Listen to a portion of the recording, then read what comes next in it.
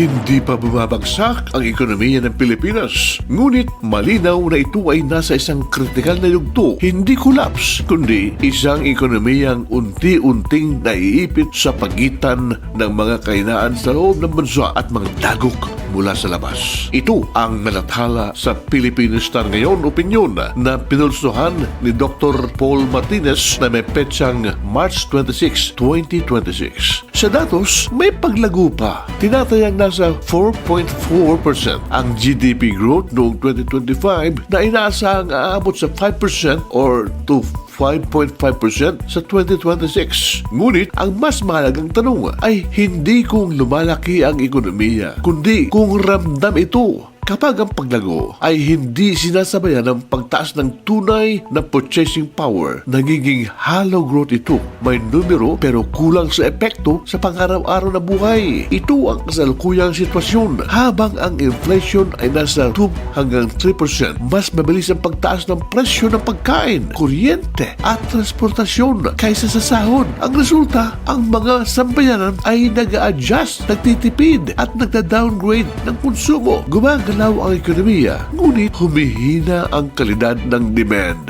Hindi ito hiwalay sa global environment. Ang tensyon sa Middle East ay naglalagay sa panganib sa supply ng enerhiya kung saan humigit kumulang 20% ng global oil supply ay dumaraan sa Strait of Hormuz. Para sa Pilipinas na umaasa sa imported fuel, anumang disruption ay agad na tumataas ang presyo ng gasolina, kuryente at kalaunan pagkain. Ito ang domino effect na direktang tumatama sa masa. Kasabay nito, nananatiling mahigpit ang global financial conditions. Mataas na interest rates sa malalaking ekonomiya ay naglilimita sa capital inflows. Kapag bumagal ang investments, bumabagal ang negosyo, trabaho at kita. Hindi ito bigla ang pagbagsak, kundi unti-unting paghina ng momentum. Dagdag pa rito ang critical na papel ng remittances. Noong 2025, mahigit 2.5 milyong OFW sa Middle East ang nagpadala ng tinatayang 6.4 bilyong piso o dolyares, 360 bilyong piso, katumbas ng halos 18% na kabuwang remittances ng bansa. Sa isang ekonomiyang kung saan mahigit 70%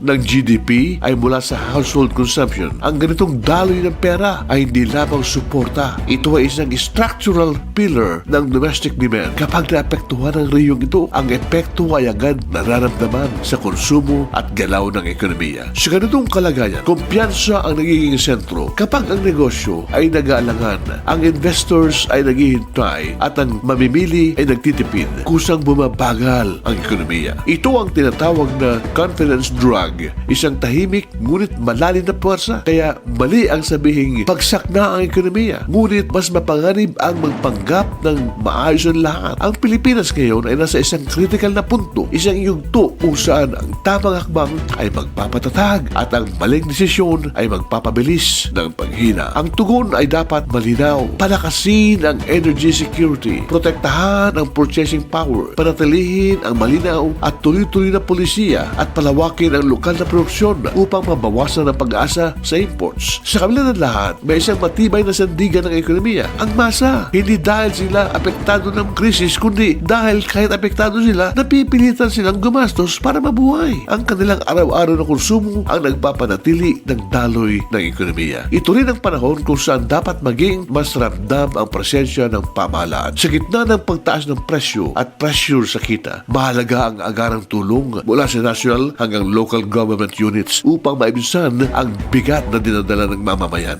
Ang mga hakbang tulad ng 4-day work week sa ilang ahensya, mga targeted assistance program ng DSWD sa ilalim ni Secretary Rex Gatchalian at ang mabilis at organisadong pagtugon ng mga LGUs gaya ng Quezon City sa pamumuno ni Mayor Joe Belmonte sa pamamagitan ng Task Force Agap ay malinaw na patunay na maaaring maging responsive ang gobyerno sa panahon ng pangangailangan. Sa huli, ito ang katotohanan. Hindi pa bumabagsak ang Pilipinas. Habang sa ibang bansa, ang krisis ay agad nagpapahinto sa paggastos at nagtutulak sa recession. Sa Pilipinas ay patuloy ang ikot ng pera dahil sa masa. Hanggat gumagalaw ang mamamayan, may buhay ang ekonomiya at sa tamang suporta ng pamahalaan, may kakayahan itong manatiling matatag kahit sa gitna ng krisis.